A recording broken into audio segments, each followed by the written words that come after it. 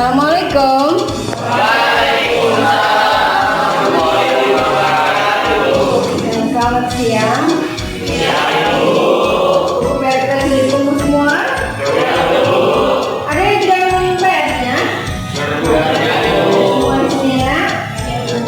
Kita akan membuat keyakinan kelas. Keyakinan kelas ini harus kita sepakati. Nah, jadi kamu bisa pikirkan kira-kira apa keyakinan yang kelas yang akan kita sepakati. Yang pertama, kira-kira apa keyakinan kelas kita? Coba Alima. Kami murid yang selalu datang tepat waktu ke sekolah. Coba Rahmat, itu menurutmu bagaimana? Rahmat. Itu termasuk. Kamu setuju? Satu, tadi kami siswa yang selalu datang tepat waktu ke sekolah. Sepakat, ada yang tidak sepakat? Sepakat semua, jadi kita setujui menjadi keyakinan kelas kita yang pertama. Kami siswa yang selalu datang tepat waktu ke sekolah. Untuk yang kedua, menurutku bagaimana keyakinan kelas kita? Coba Udia.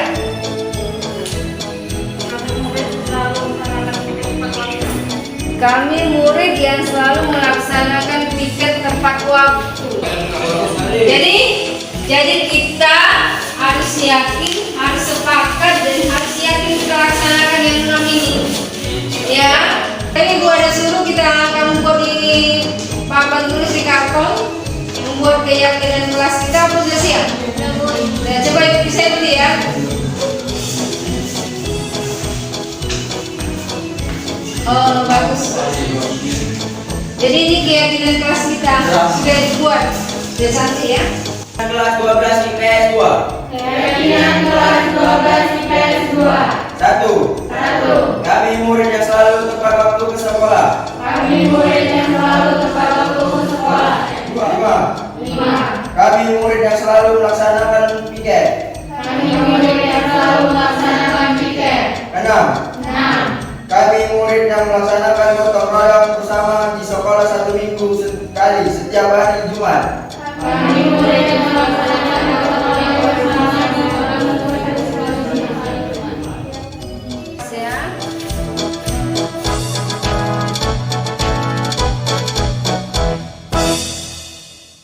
Assalamualaikum warahmatullahi wabarakatuh dan selamat siang.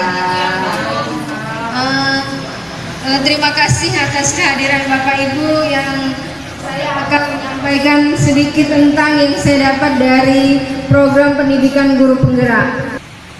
Pada kesempatan ini saya akan menyampaikan tentang konsep budaya positif. Di sini konsep budaya positif untuk menerapkan visi saya sebagai guru penggerak itu, visi guru penggerak itu berada pada modul 1-3. Ya, itu harus dikuatkan oleh modul 1 yaitu filosofi Ki Hajar Dewantara. Filosofi di mana filosofi Ki Hajar Dewantara ini berada pada modul 1-1 dan dikuatkan kembali oleh nilai dan peran guru penggerak itu berada pada modul 1-2. Nah, itu baru dengan adanya visi guru penggerak baru terbentuklah budaya positif. Di mana budaya positif ini konsepnya ada konsep yang penting untuk budaya positif yang harus kita laksanakan di lingkungan sekolah kita. Di mana konsep yang pertama adalah disiplin positif. Konsep yang kedua adalah inovasi guru perilaku, motivasi guru perilaku manusia. Yang ketiga adalah posisi kontrol. Yang keempat adalah keyakinan kelas. Dan yang kelima adalah segitiga restitusi. Pada kesempatan kali ini saya hanya menyampaikan 3, yaitu posisi kontrol, kemudian keyakinan kelas, dan segitiga restitusi. Di mana budaya positif ini adalah cakupan yang sangat besar. Budaya positif, jadi cakupannya sangat besar, ya. Di situ di dalam budaya positif adanya lingkungan positif. Dalam lingkungan positif itu kita harus menciptakan keyakinan kelas.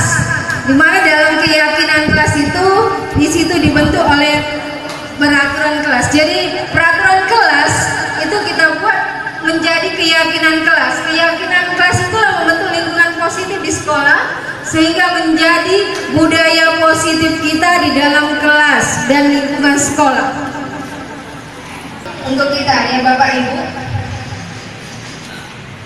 Kemudian, nah untuk anak-anak kita, ya yang pertama apa beda peraturan dengan keyakinan kelas. Jadi kalau misalnya yang pertama selalu kembalikan buku ke tempatnya, itu yang pertama ya, selalu mengembalikan buku pada tempatnya.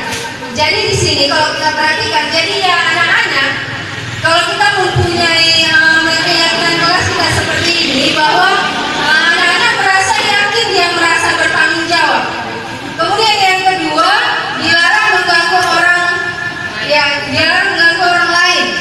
Berarti di sini anak-anak harus yakin menghormati orang lain dan diri sendiri. Di situ keyakinannya ya. Kemudian kalau misalnya seperti membersihkan pipa air di meja tulis, dibersihkan. Setelah dibersihkan bisa kembali mengerjakan tugas di meja ya kan Bapak Ibu, itu sanksi. Kemudian mengganti kertas teman, diganti kertas temannya bisa lagi menulis, nah itu sanksi ya Bapak Ibu. Kemudian meminta murid tidak mengenakan sepatu seharian, itu kira-kira sanksi apa hubungan?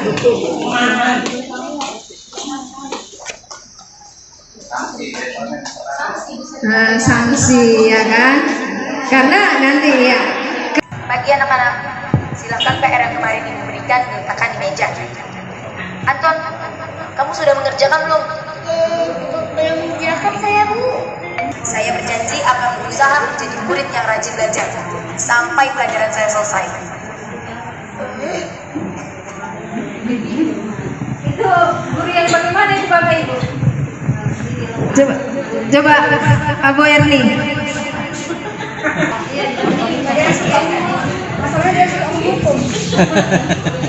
Iya, saya coba jawab ya Bu. Kalau dibawakan guru itu pada hari itu, jadi itu sifatnya kurang mendidik kalau menurut saya. Terima kasih.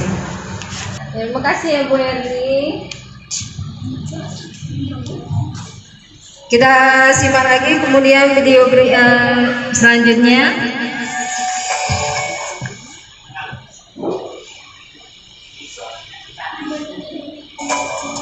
Pagi anak-anak, hari ini ada tugas. Ada yang belum mengerjakan? Anton, kamu sudah mengerjakan? Belum, Pak. Kamu nggak ngerjain tugas. Kamu mau jadi apa nanti? Kamu lihat sekolah sih. Coba bayangkan orang tuamu betapa kecewanya sama kamu. Kamu itu sudah kelas 5. Harusnya bertanggung jawab sama dirimu sendiri. Bagaimana itu posisi gurunya di sini Bapak Ibu? Pak Bambang lagi.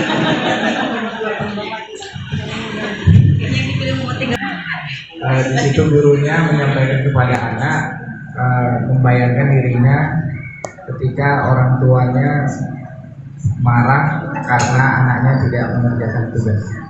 Terima kasih ya Pak Bambang. Kita lihat lagi. Maaf, Bu, saya terlambat. Ya udah, nanti jangan diulangi lagi ya. Kalau kamu rajin, Ibu senang lihatnya. Ya, lain kali tepat waktu ya masuknya. Tas dulu dong. Dalam menghadapi siswanya yang terlambat, bagaimana pendapat Ibu nih? Menurut saya itu ibu-ibunya sudah bagus, dia memberi nasihat secara pelan,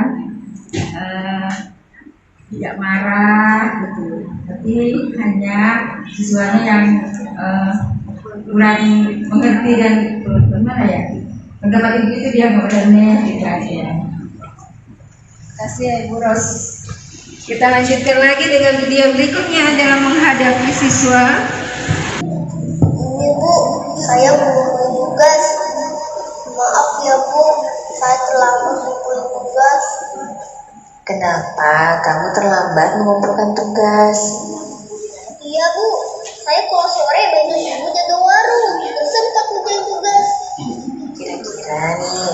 Apa yang bisa kamu perbaiki supaya kamu bisa mengerjakan tugas tepat waktu?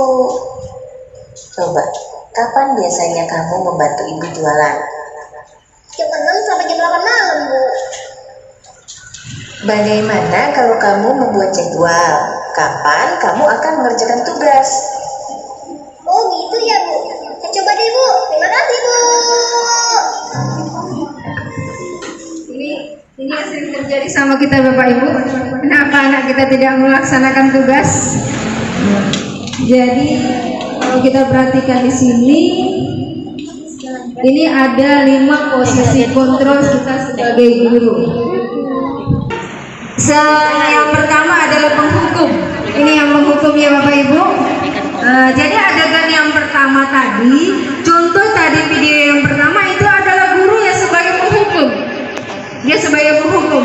Kemudian contoh yang kedua tadi, kalau kita perhatikan di sini videonya, kita nggak usah kita pembuat orang merasa bersalah, ya.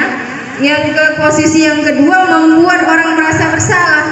Tadi masih ingat tayangan tadi? Jadi itu adalah posisi yang membuat orang merasa bersalah. Dan posisi yang terakhir adalah sebagai manajer. Manajer ada pada video yang terakhir. Mantap ya.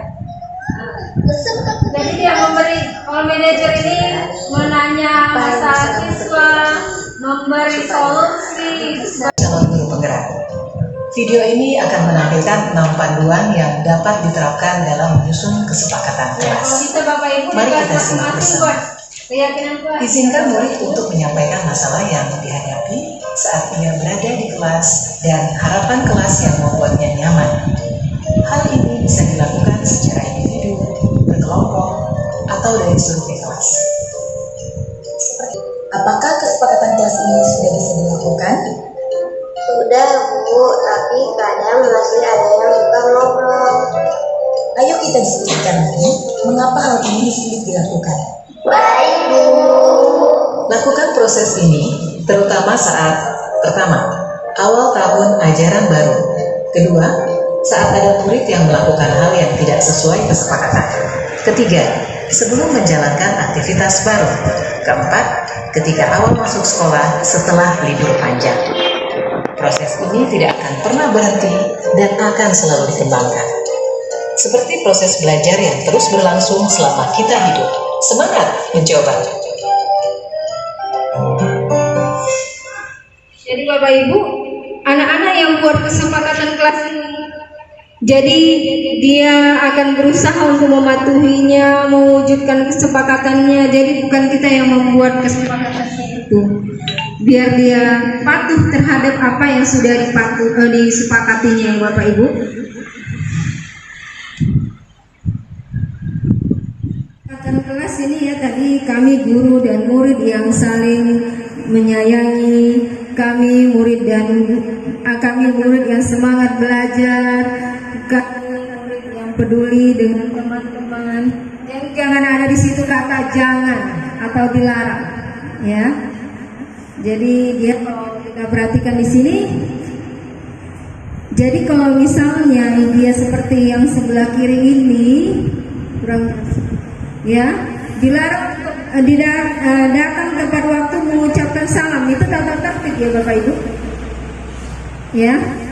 Kemudian menjaga kebersihan sekolah, itu adalah tata tertib. Kemudian aktif dalam pembelajaran, itu contoh adalah tata tertib. Jadi beda tata tertib dengan kesepakatan kelas. Kemudian kita masuk pada segitiga restitusi. Restitusi itu adalah proses kolaboratif yang mengajarkan murid untuk mencari solusi dan membantu murid berpikir tentang seperti apa yang mereka inginkan dan bagaimana mereka harus memperlakukan orang lain. Itu kemudian restitusi ini bukan untuk menebus kesalahan, namun belajar dari kesalahan. Restitusi adalah tawaran, bukan paksaan. Restitusi fokus pada solusi. Restitusi mengembalikan murid berbuat salah pada kelompoknya. Kemudian tahapan segitiga restitusi, yang pertama menstabilkan identitas, kemudian validasi tindakan yang salah, yang ketiga menanyakan keyakinan. Ruang PP ya. Pak Reji, kamu tahu kenapa ibu panggil kamu Pak Reji? Saya datang karena saya datang kelas. Iya. Jadi semua orang pernah melakukan kesalahan ya Pak Reji. Melakukan kesalahan itu tidak apa-apa. Yang penting kita mencari tahu bagaimana mencari solusi dari kesalahan itu Pak Reji. Untuk menjadi orang seperti yang kamu inginkan, yang pertama kamu harus memiliki sikap disiplin. Salah satu cara untuk memiliki sikap disiplin adalah dengan datang tepat waktu. Ya Pak Reji, karena kamu telah berusaha untuk mencapai cita-citamu, ibu berdoa agar kamu menjadi seorang pengajar yang sukses seperti yang kamu inginkan. Ya, semoga suksesnya Pak Reji. Itu yang pernah saya lakukan terhadap Panggil ibu di rumah untuk melakukan restitusi. Saya merasa soal yang saya alami mendapatkan solusi yang terbaik. itu pada kasus pertama siswa yang terlambat datang ke sekolah ya Bapak Ibu. Jadi kita menerapkan segitiga restitusi, kita menerapkan konsep yaitu mengevaluasi kemudian berkolaborasi dengan BP dan BK itu untuk penerapan segitiga restitusi. Kemudian tahapannya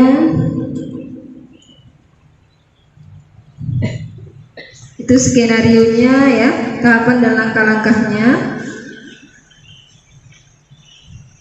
Tadi praktek kasus tadi sudah yang pertama datang ke sekolah, yaitu si Pak Reji Purnama kelas 12 IPS 1, dengan tahapan yang kedua tadi si Ihsan Fadila kelas 12 IPS 2.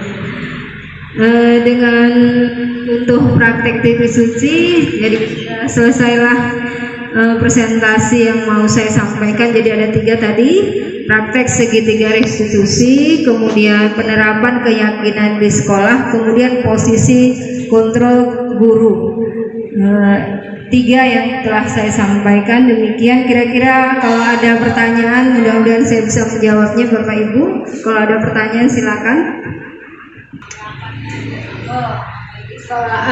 Kalau kira-kira kalau tidak ada yang bertanya atau tanggapan yang akan disampaikan ya, terima kasih Ibu Luciani. Terima kasih kepada Ibu Irma Sari, calon guru penggerak dari SMA Negeri 1 Raga Selatan. Tanggapan saya terhadap presentasi Ibu sangat bermanfaat bagi kami yang mungkin belum mengikuti guru penggerak ini.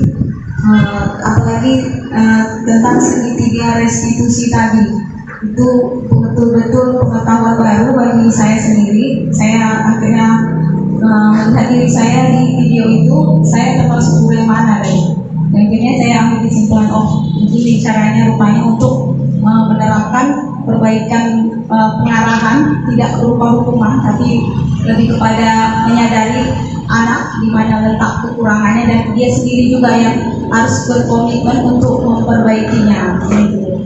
Dan tentang keyakinan kelas, ini informasi yang sangat banyak bagi saya, sangat bermanfaat. Mudah-mudahan nanti akan saya terapkan di kelas saya jika kita nanti sudah belajar tidak lagi daring maupun mudah-mudahan. Demikian saja. Terima kasih Bu Irma atas ilmunya.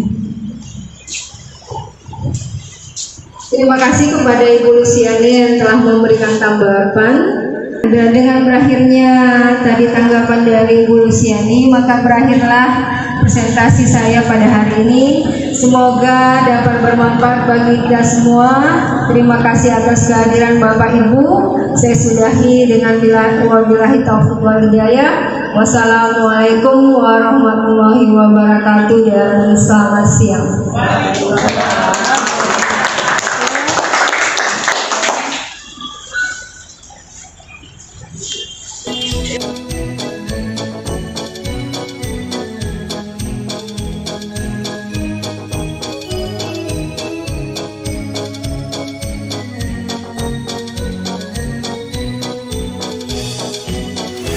Pak. Ya. Ada istri saya hubungan dengan gotong royong Pak. Pak ini jadi di sini ada mengenai gotong royong untuk pembudayaan positif di sekolah kita Pak. Penerapan budaya positif dalam menumbuh kembangkan sikap gotong royong antar peserta didik dan cinta berkolaborasi sekolah bagus. Ya, latar belakang tingkat kolaborasi siswa perlu dikuatkan akibat pembelajaran daring dalam masa pandemi. Ini boleh diunjuk orangnya. Anak-anak yang gotong royong itu bisa kita unjuk orangnya.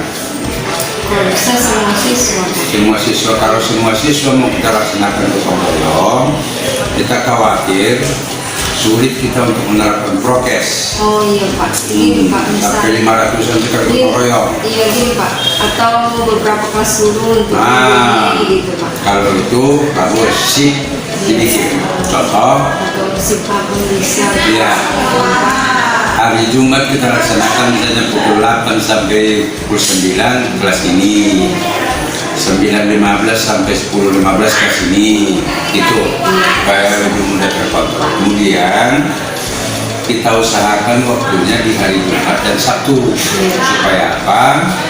Supaya tidak mengganggu tatap muka terbatas kita.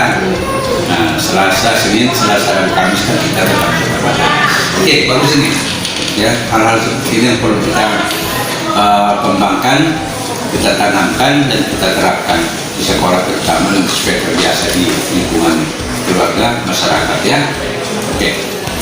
Oke, bagus. Terima kasih Pak. Ya, maju terus ya. Iya. Oke. Sip. Ya, sama-sama.